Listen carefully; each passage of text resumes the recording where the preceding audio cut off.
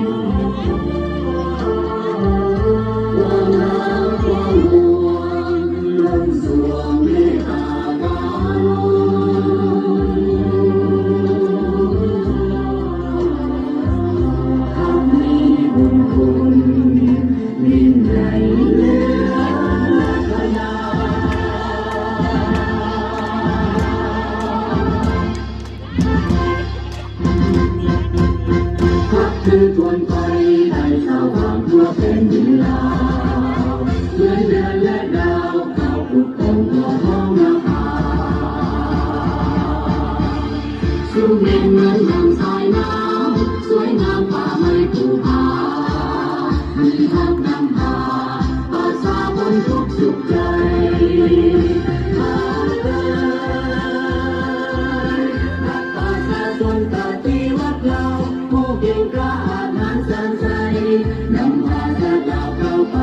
สู่จุดหมายเข้มแข็งหันนี้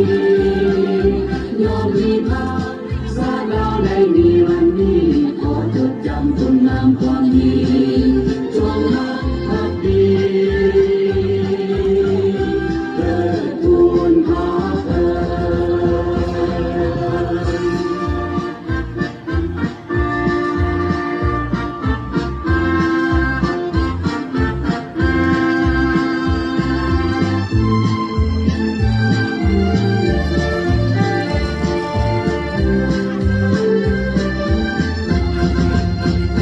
คือคนไทยได้สาวงามทั่วแผ่นดินลาวเพื่อเดือนและดาวขอปุกองหัวท้องนาคาสูงเด่นเหมือนดังสายน้ำสวยงามกว่าไม้ภูผามีภาพนำพาภาษาบนทุกสุขใจขอเกิดภาษาชนต่อที่วัดเรา เก่งกล้าอาถรรพ์สร้างสรรค์นำพาชาติลาเราไปสู่จุดหมายเข้มแข็งหันนี้ยอมมีภาคชาติเราได้มีวันนี้ขอจดจำคุณงามความดีจงรักภักดี